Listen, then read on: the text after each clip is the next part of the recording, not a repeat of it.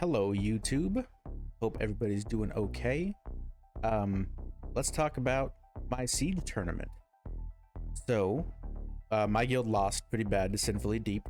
That was kind of expected. They beat us last tournament, and they were stronger during the regular season as well. That's 3 tournaments in a row. We had to fight them in our first round, so we'll see how we perform against them in another 3 months. So, I guess I'll just talk about my predictions, because I feel like everyone who's making YouTube videos is talking about their predictions. So on global, I'd say that 3 of these next 4 matches are pretty easy to predict.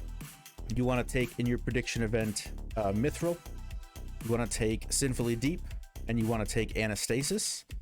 The last one, Summoner's War and Chill 2 versus Dystopia. I am taking Dystopia for that one. But I was surprised by how well Summoner's War and Chill 2 did in the first round. I've literally never fought against them, so I didn't really have any idea how good they were. Apparently, pretty good. I still am giving it to Dystopia, though. That's my pick. And then for your semifinals matches, you're going to want to choose Malicious, Summoner's War, or actually, the one to talk about is Summoner's War and Chill versus Sinfully Deep. That's going to be a really close match, and I can't really give you a prediction for that one. I'm not sure who I'm picking yet.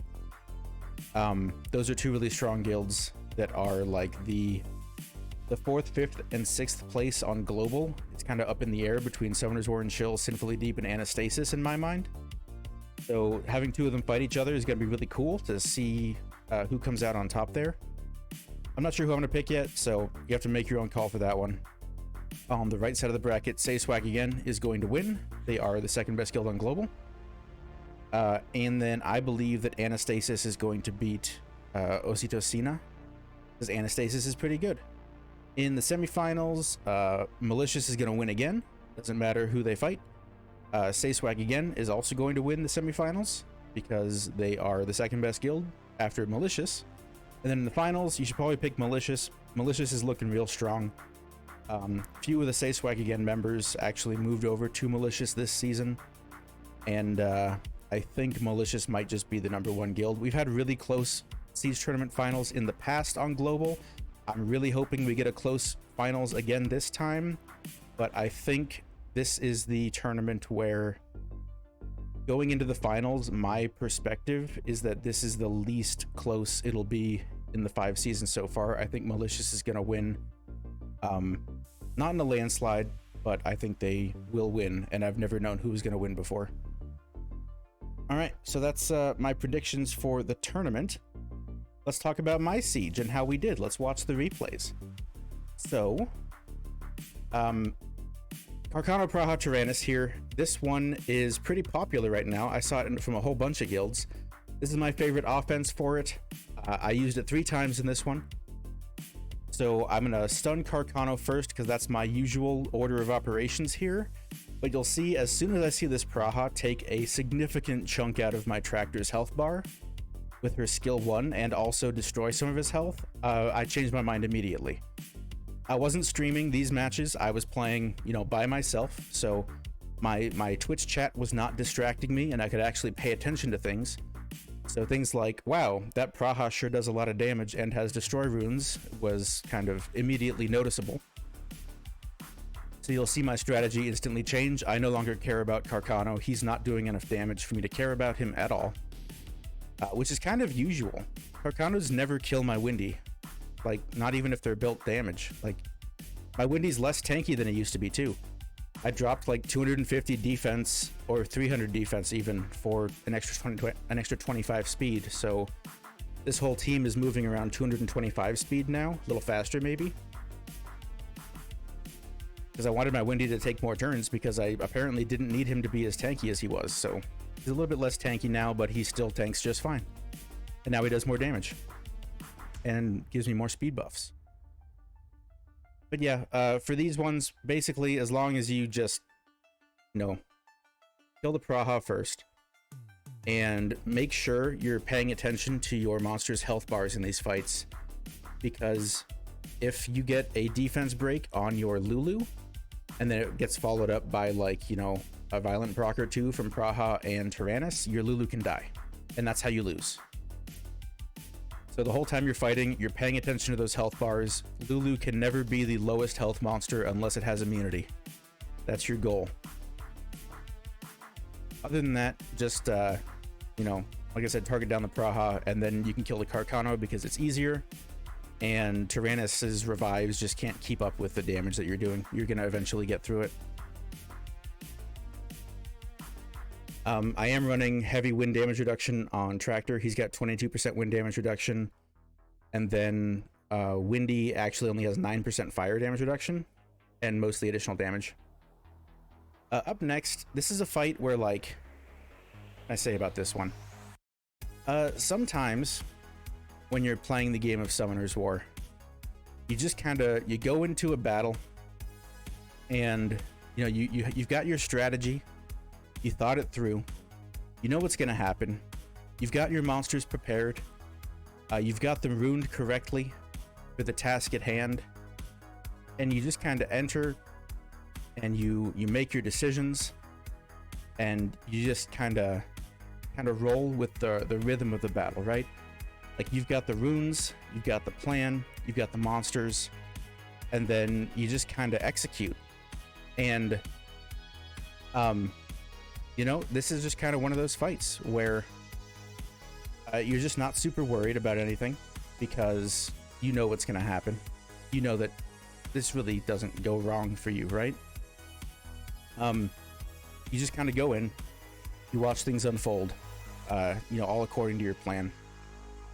You're paying attention to the enemy's attack bars, their turn orders, their skill cooldowns, and you just know that at the end of the day, you're going to walk away with a win. Right? And when you're in a batch like that, you know, it just feels really good to be so in control of things the entire time that at the end of the day, there's really not much you can say other than, you know, you prepared, you were ready, and it's just you know, not even close.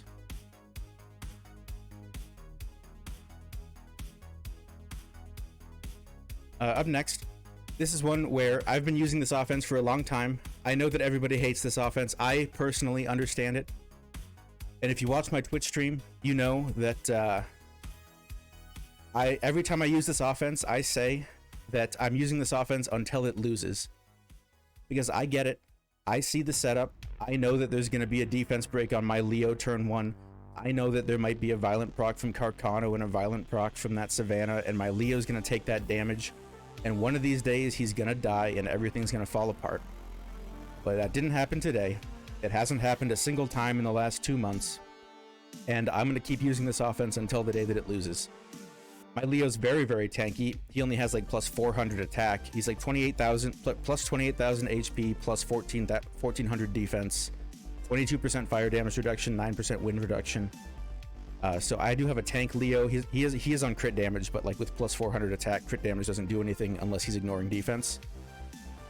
Also, I will say about that Fire Twins one earlier, I went to give Leo his 22% fire damage reduction back, and I found it on the wrong Triana, so I'm pretty sure I tried to put it on the Triana to tank the Carcano in the earlier one with the Fire Twins, but I think I put it on the wrong Triana, and yeah, don't do that. Now we have another version of what we did round 1. It's the same strategy. You're going to see this a third time later in the siege because they were running this defense and I have 3 copies of this offense, so obviously I'm going to use them. I do have 4 Windies built. You're going to see all 4 of them this siege. Windy is very good right now. You should build your Windies. If you fed your Windy pieces that you get from your guild shop for legend pieces, for like legend scrolls, then I feel bad for you. Because I fortunately didn't do that, and I was able to build 4 max skilled Windies really easily. I don't really know that he needs max skills, but I had so many Windy pieces that it didn't really matter, because I could do it anyway. You definitely at least want his passive skilled up, though. But not much to talk about since it's the exact same fight as earlier. We learned from our mistakes because we're focusing and not just chatting with our Twitch chat today. So we do go after Praha right from the start. and it's even safer than last time.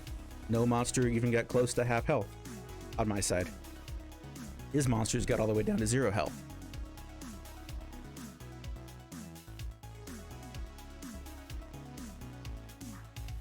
Also, I guess I can talk about that Fire Twins Triana match like more seriously now that I am watching a match that I don't need to talk about.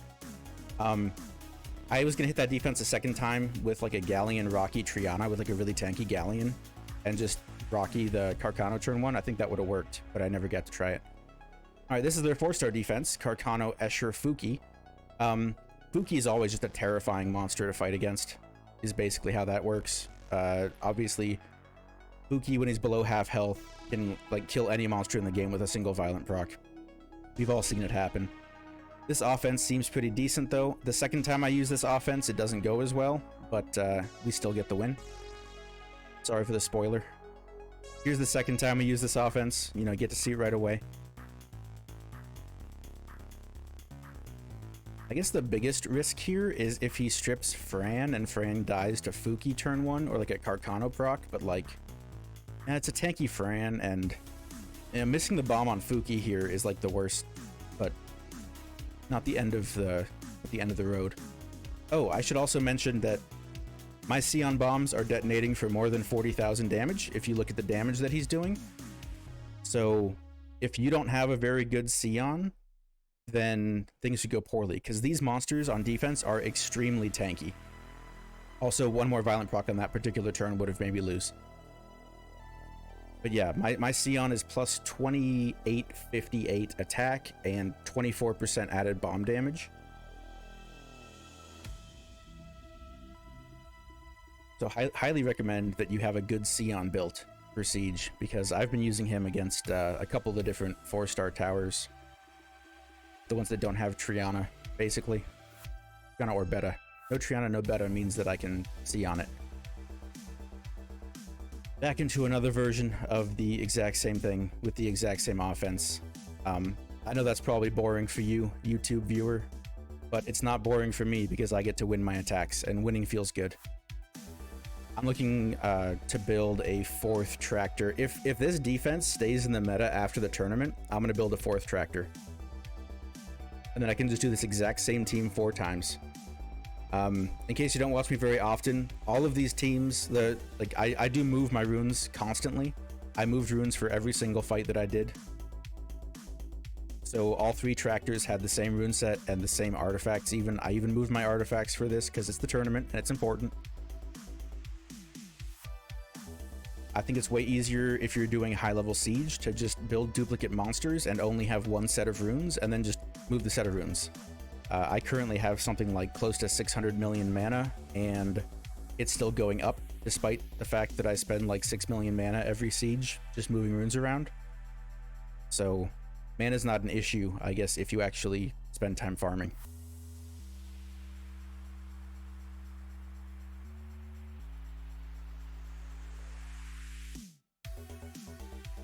Alright, we win again. What's next? Oh yeah, Ciara, Clara, Kaki. I was thrilled to see this because I love this defense.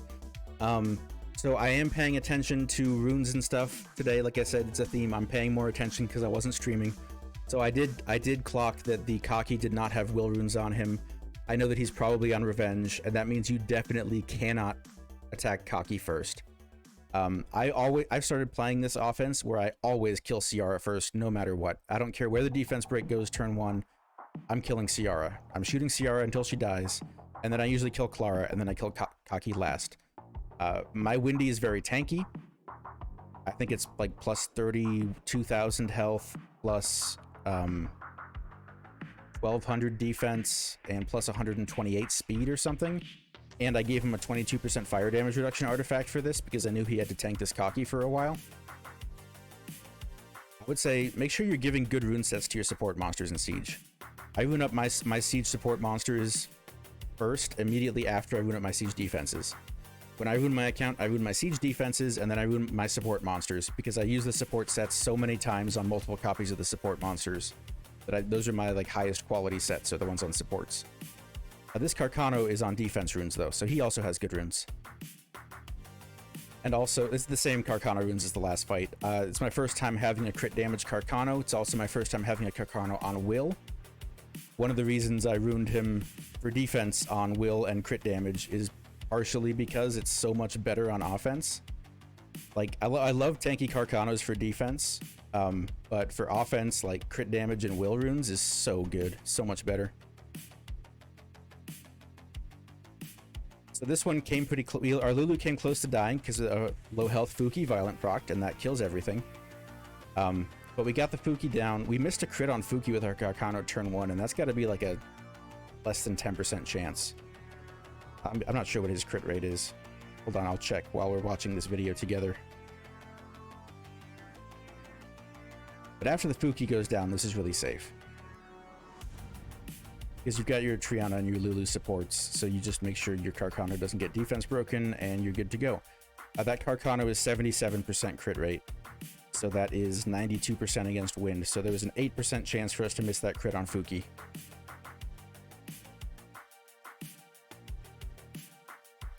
Either way, it didn't matter that we missed the crit, because we won the match. And up last, we're back to the Carcano Praha team. So I'm bringing in my Ciara, Lucia, Triana. This is a team I've used a million times before. Very good. I probably shouldn't have attacked this particular defense. This is the same defense as the very first one I hit in the entire siege. So I know that his stuff is ruined for pretty high damage just based on that first attack. I probably should have taken a different one because a high damage defense is... This offense is worse against high damage than it is against like low damage, because this offense wants to just kind of bruiser them and take a million turns and stuff. But the fact that his Tyrannus just procced my Triana passive on a full health Ciara is scary. My Ciara, I mean the Carcano apparently couldn't kill Ciara though with defense break, so Carcano must be tanky. The Tyrannus and Praha are damage, I guess. My Ciara was on defense for the tournament. We were running some Ciara defenses, so my Ciara is on pretty high rune quality for my account.